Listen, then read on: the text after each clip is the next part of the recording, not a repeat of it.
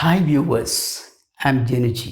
നമ്മൾ ഭാഷ പെട്ടെന്ന് സ്വായത്തമാക്കാനുള്ള പല വഴികൾ കണ്ടു. ഇനി ഒരു വഴി കൂടി നിങ്ങളുടെ മുമ്പിൽ പറഞ്ഞു തരികയാണ്. അതായത് ഇംഗ്ലീഷിൽ ചില പദങ്ങളുണ്ട്, ചെറു പദങ്ങളാണ്. അതിന് ഒരുപാട് അർത്ഥങ്ങളുണ്ടായിരിക്കും.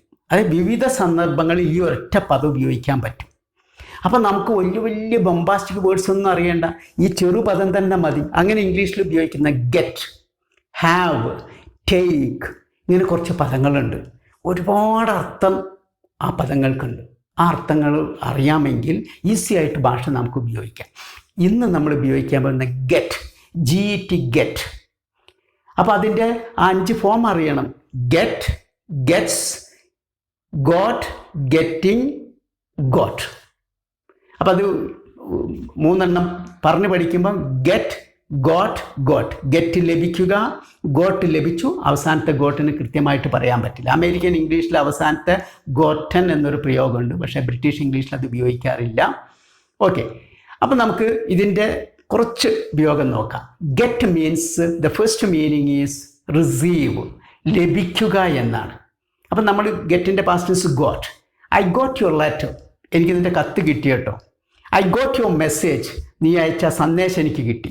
ഐ ഗോട്ട് യുവർ ഗിഫ്റ്റ്, നീ അയച്ച ആ സമ്മാനം എനിക്ക് കിട്ടി. അവിടെയൊക്കെ ഗോട്ട് ഉപയോഗിക്കാം. അപ്പോൾ ഗെറ്റിൻ്റെ പാസ്റ്റ് ടെൻസ് ആണ് ഗോട്ട്, കിട്ടി എന്നർത്ഥത്തിലാണ്. So get, got. അതുപോലെ ചിലപ്പോൾ നമ്മൾ പറയും I got a job, I got a new job. അവിടെ ഓപ്റ്റെയിൻ എന്നാണ്, ലഭിക്കുക എന്നാണ്. എനിക്കൊരു പുതിയ ജോലി കിട്ടി, പുതിയൊരു ജോലി ലഭിച്ചു.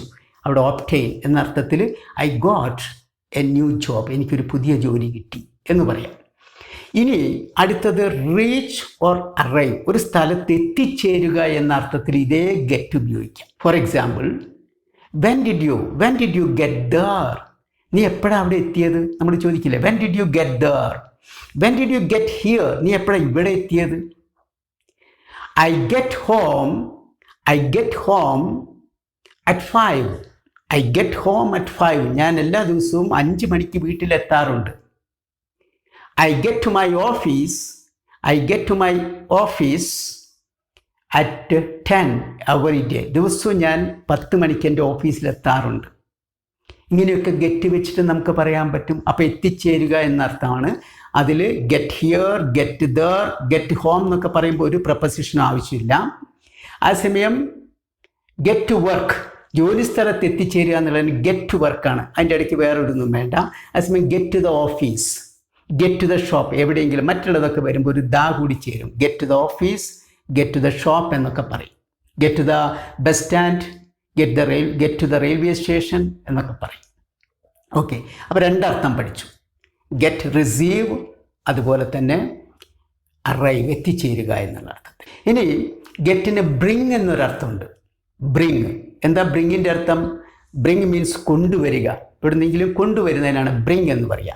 For example, please get me A glass of water. Please get me A glass of water, കുറച്ച് വെള്ളം കൊണ്ടുപോകാന്നാണ്, കുറച്ച് വെള്ളം കൊണ്ടുപോകാം. അതുപോലെ എടുക്ക് എന്ന അർത്ഥത്തിൽ ഉപയോഗിക്കും. Please get my keys, please get my keys. എന്താ അർത്ഥം? നമ്മൾ വീട്ടിൽ നിന്ന് അങ്ങോട്ട് ഇറങ്ങിയപ്പോഴാണ് താക്കോൽ എടുക്കാൻ മറന്നുപോയത്, അല്ലെങ്കിൽ വീട്ടിൻ്റെ ഉള്ളിൽ നിന്നാവും ആ താക്കോൽ ഇങ്ങോട്ട് എടുക്ക്. നമ്മളിങ്ങനെ മലയാളത്തിൽ പറയാം, ആ താക്കോൽ ഇങ്ങോട്ട് എടുക്ക്. അതിന് പകരം നമുക്ക് ഉപയോഗിക്കാം please get the keys. Please get my mobile, എൻ്റെ മൊബൈൽ ഇങ്ങോട്ട് എടുക്ക്. പ്ലീസ് ഗെറ്റ് മൈ അംബ്രല്ല, എൻ്റെ കുട ഇങ്ങെടുക്ക്. പ്ലീസ് ഗെറ്റ് മൈ വാച്ച്, എൻ്റെ വാച്ച് എടുക്ക്. പ്ലീസ് ഗെറ്റ് മൈ ബാഗ്, എൻ്റെ ബാഗ് എടുക്ക്. ഇങ്ങനെ അനേകം ഇതിൽ ഗെറ്റ് ഉപയോഗിക്കാൻ പറ്റും.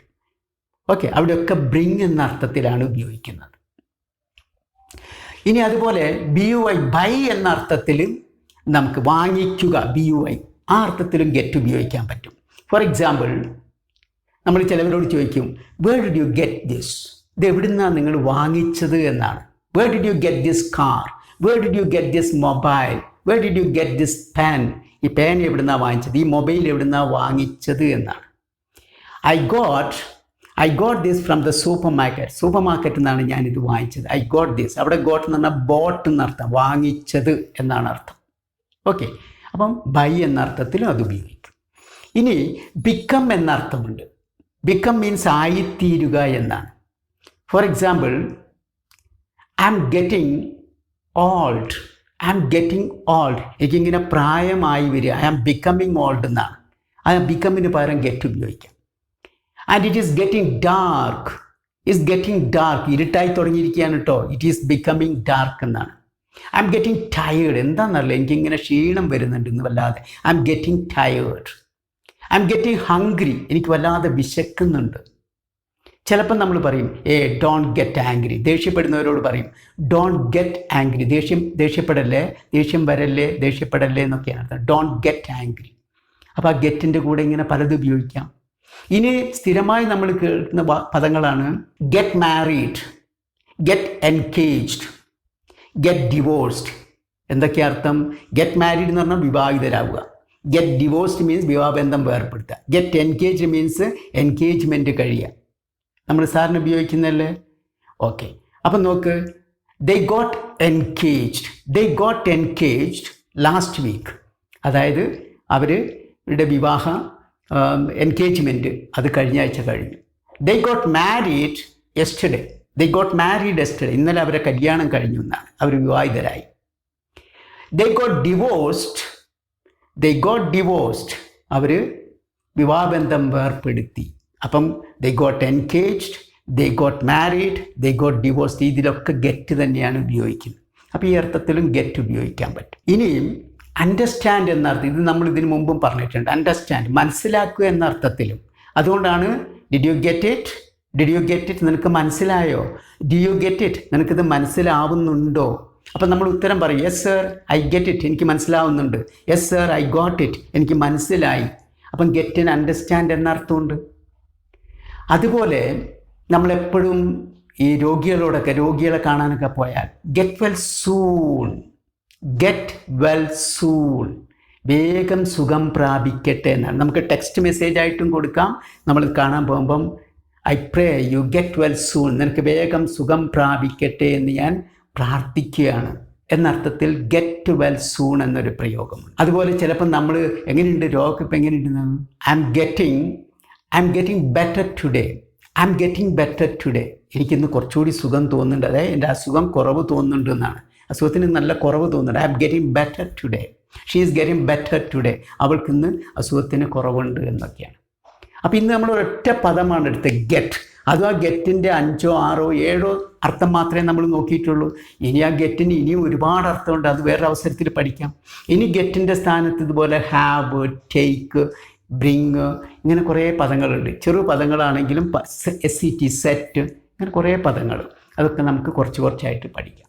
Okay friends, I hope you have got everything. Thank you very much for watching this video. Goodbye.